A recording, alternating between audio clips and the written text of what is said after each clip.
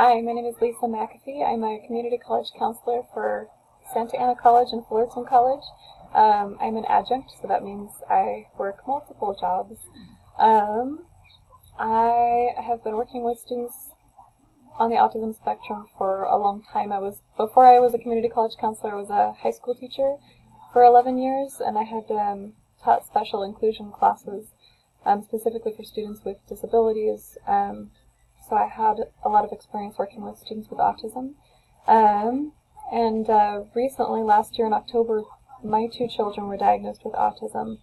So they are 2 and 4 currently.